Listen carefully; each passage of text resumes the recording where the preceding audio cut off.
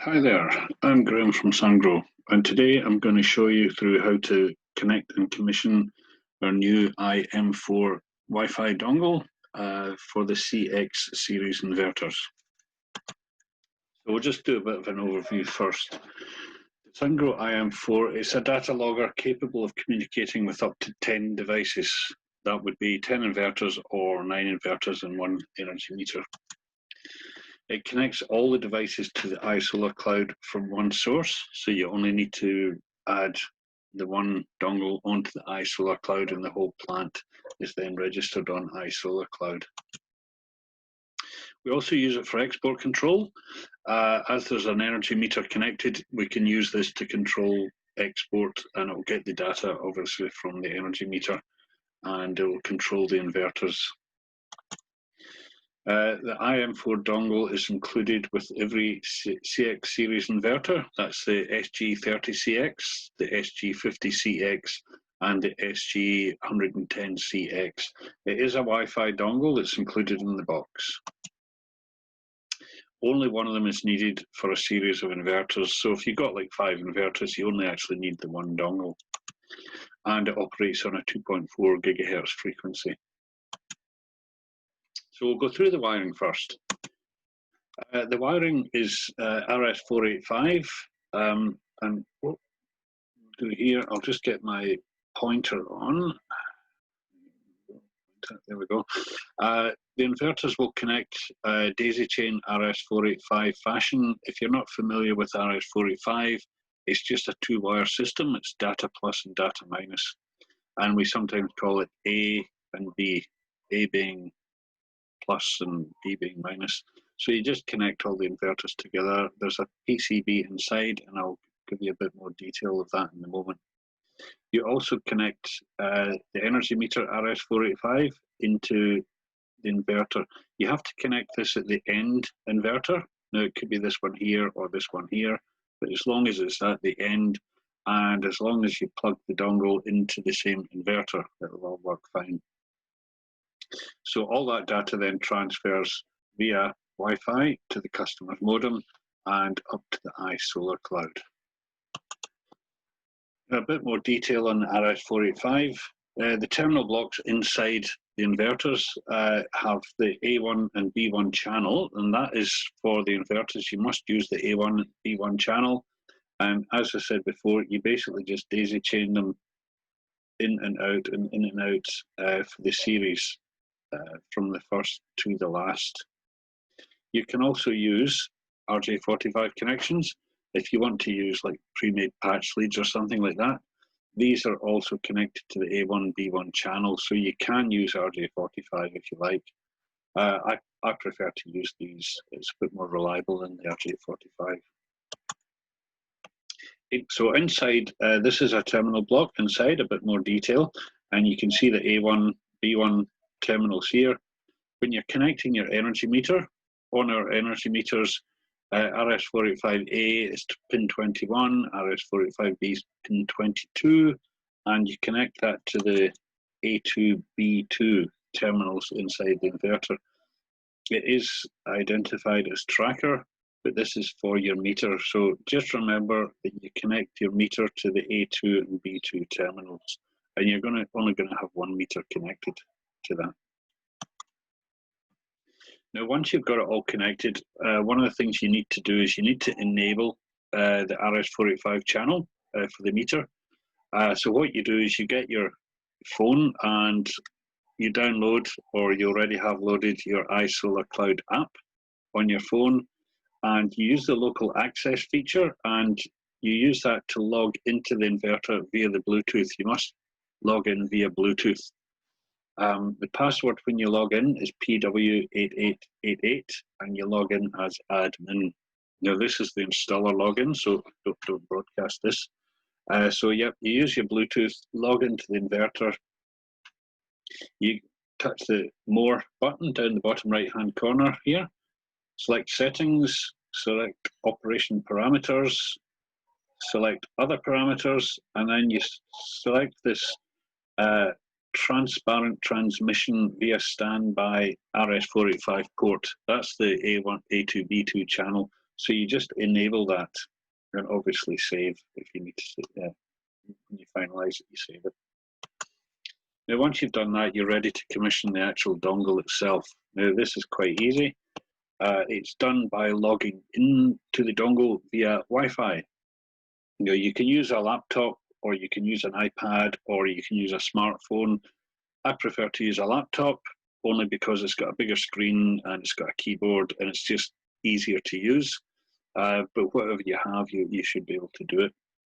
So you go into your like your settings of your network settings of your device, and you go into the Wi-Fi settings, and you scan for the dongle, the SG network, which is the dongle serial number. And when you get that up there, you select that. And if it asks for a password, the serial number is the password. So once you're connected to the dongle, you open up a browser in your device and you type in the following into the address bar: 11.11.11.1 into the address bar. Now, when you do that, you will then be in the initialization screen of the dongle itself. So this is the interface in the dongle. Now, the first time you log in, a little pop-up box will come up, but you can just close that, get rid of that out of the way. So what you want to do once you're in here is you need to log in. So you tap the login, and you get the login box, and the password is PW1111. And once you're logged in, you can now do all the settings.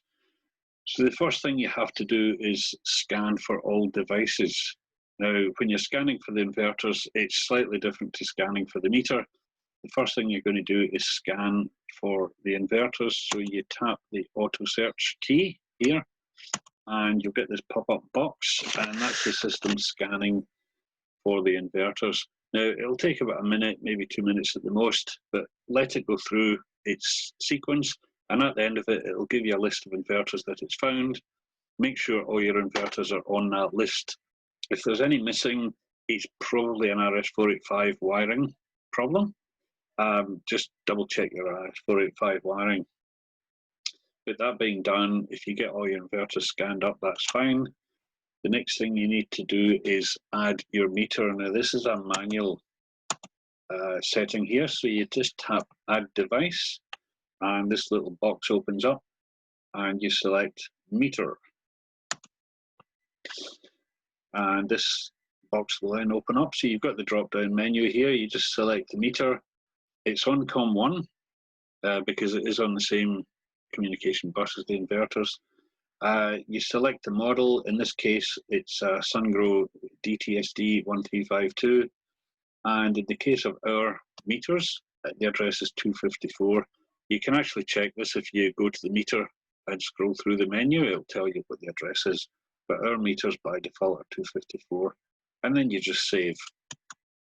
Now, once you've done that, all your devices should be listed here on the device list. You just check the device list, and they should all be listed, and make sure that they are all communicating. There'll be a little red broken link here if they've lost communication for some reason. Double check your RS485 wiring. But all going well, you should get all these green links. So next thing you want to do, you'll have to set the export control and the CT ratio. Now, if you're using an 80 amp meter and it's got internal CTs, you don't need to do the CT ratio. But if you have external CTs, you do need to set the ratio, and you do need to know what size of CTs they are, if they're 100 amp or 200 amp or whatever. So you need to know that. So the first thing you do is you open the device monitoring on the menu here. You select the meter. You open the initial parameter tab, and you put your CT ratio in this little window here. This example here, it was a 200 amp CT. So 200 amp divided by 5 amps is 40. And you put that, and of course you save. And now, once you've done that, you can then set the export control. So you open the power control, and you open active power. Now it's a good idea to keep a screenshot of this because this is the default, the settings that you need to do.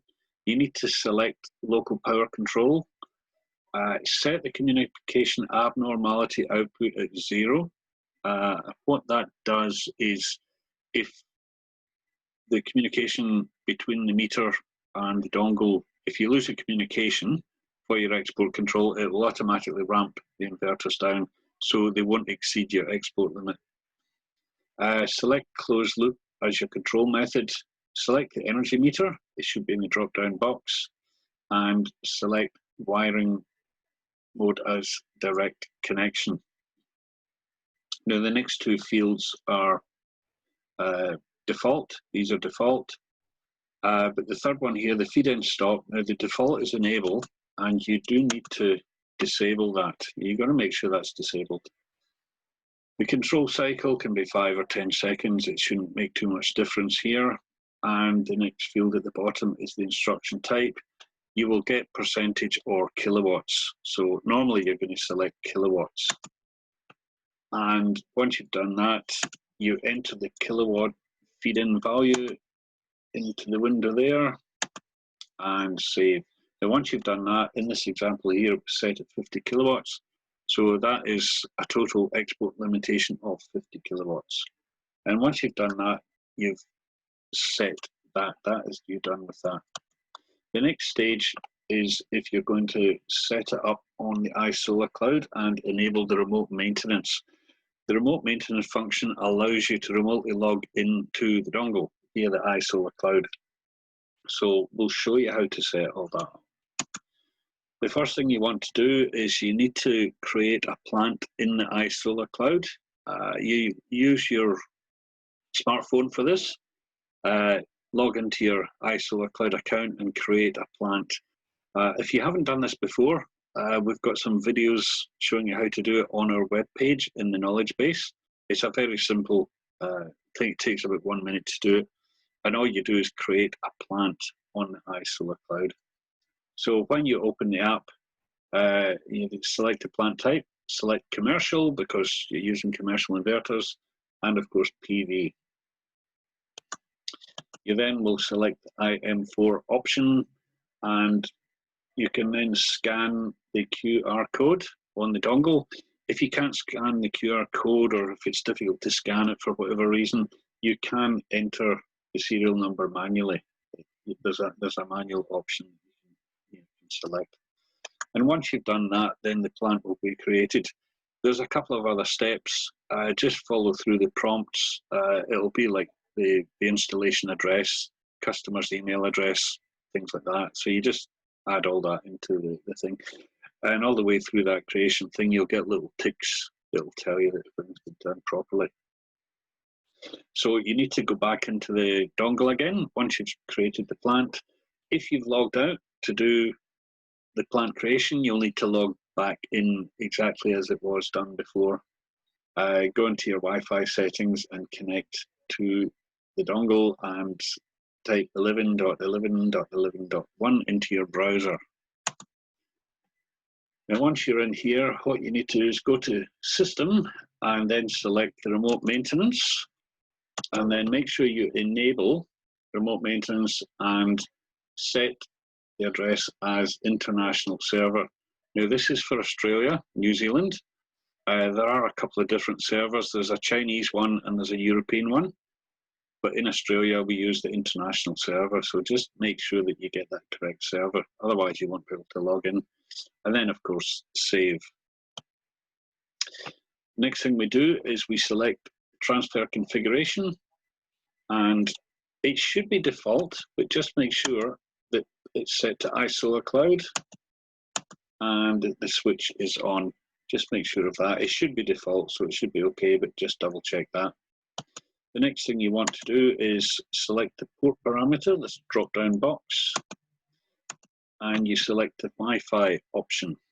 And when you select that, you will get this little window here, and this is scanning for, make sure the Wi-Fi is on, and this will scan for all local Wi-Fi networks. So you need to find your customer's Wi-Fi network and select it and log in. You'll probably need a password for that.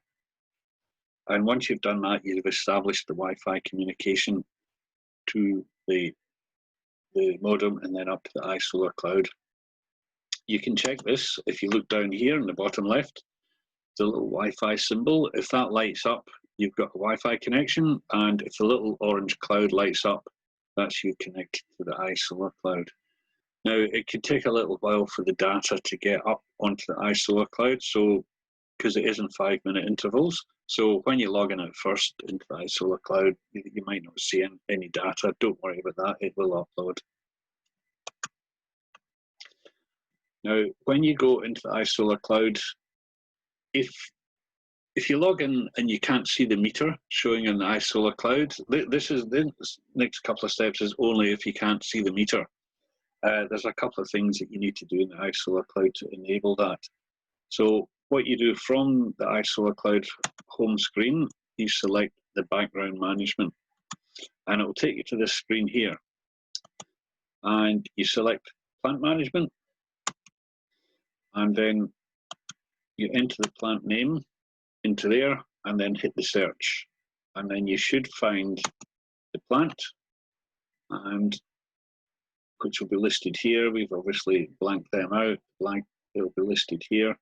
And you select Manage Device. And when you go to the Manage Device, you'll get this little window here. So you select the unit, you click Claim Device, and then you enter the meter and channel number, and then search to add the meter, and that's your little search thing there. So you select the meter, and you select channel 1, and it should find the meter. After the meters have been added successfully, select the meter, which is up here. Click to modify the device, which is up here. And then you go, when you get modify device, you just go into the meter type and you set this at 3001. We will have a document on this as well. If you're not too sure what I've just done, it will be in a document as well. And save. And once you've done that, you should be able to access the meter from the iSolar cloud. Now, if you want to remotely access the EyeM4 dongle via the iSolar cloud, you go to the home page and you click this remote maintenance tab here, and you put the plant name into the search, and you just hit the magnifying glass there and search, and when the plant comes up, it will be listed here, and you just click on the plant and it will have the hyperlink address. Now you just copy that and paste it into your browser, and you'll be able to log in remotely to the EyeM4 dongle. If you're doing any changes on inverters, you just log into the inverter directly through the iSolar cloud. And we have training modules on that as well. If you want to know how to do that, let us know, and we'll point you in the direction of the training modules.